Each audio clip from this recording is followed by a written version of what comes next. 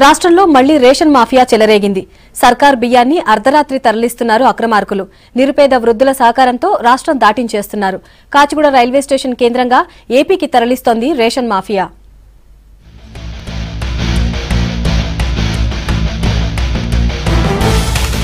పౌర సరఫరాల శాఖలో అవినీతి అక్రమాలపై ఇంకా ఆరోపణలు వస్తూనే ఉన్నాయి.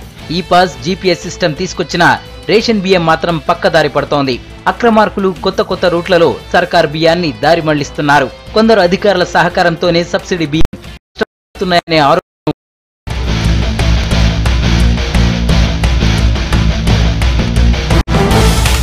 హైదరాబాద్ చుట్టుపక్కల ప్రాంతాల నుంచి సేకరించిన రేషన్ బియ్యాన్ని రైళ్ల ద్వారా ఏపీకి తరలిస్తున్నారు. 2 రోజుల క్రితం కాచిగూడ రైల్వే స్టేషన్లో పోలీసులు, పౌర సరఫరాల శాఖ అధికారులు అక్రమంగా తరలిస్తున్న 50 క్వింటాళ్ల బియ్యాన్ని సీజ్ చేయడంతో పాటు 10 మందిని అదుపులోకి తీసుకున్నారు. ఇక్కడ వచ్చి తనిఖీ చేయగానే ఇది అన్ని మూటలు కట్టి ఉన్నాయి. ఇది వేరే అమరావతికి తరలిస్తున్నారని మాకు ఇప్పుడు సమాచారం అందింది. ఇంకా ఆ పర్సన్స్ కూడా మా దగ్గర ఉన్నారు. గతంలో కూడా మేము రెడీ చేసాము. ఒక 20 క్వింటాలు పట్టుకున్నాం అక్కడ బోలక్పూర్లో.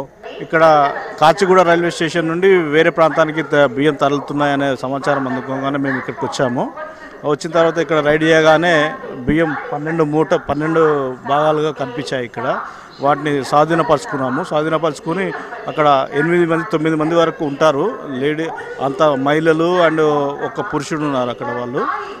వాళ్ళు ఎక్కడి నుంచి కొన్నారు అని చెప్తే మేము డబిల్పురా నుండి 10 రూపాయలు చొప్పున కొని మేము 12 రూపాయల లెక్క ధర్మారము, కదిరి, అనంతపురం ఆ ప్రాంతాల్లో అమ్ముతాము అని చెప్పారండి. రేషన్ బియ్యం అక్రమంగా తరలిస్తుండగా పోలీసులకు చిక్కిన నిందితులు మాత్రం తాము తినగా మిగిలిన బియ్యాన్ని ఇతరులకు అమ్ముకుంటున్నామని చెప్తున్నారు. हमें इधर घरे घर मांगने से सर हमें उतर चुके तो हमें नहीं मैं तो मरे नहीं सर त्यागी सर मैं 1.5 क्विंटल है मेरे चावल वहाँ. तो क्या करेगा आप लेके? मैं खाती हूँ सर. हमें मुद्दा कितने हमें 3 लड़कियाँ ही 3 लड़कियाँ हमें खाती हैं सर. हमें उतर चुके तो नहीं, हमें बिकाते भी नहीं, हमें नहीं खाते. కొన్ని తెచ్చుకుంటాం, కొన్ని ఇక్కడే ఉంటాం సార్. ఏం చేస్తారు బియ్యం?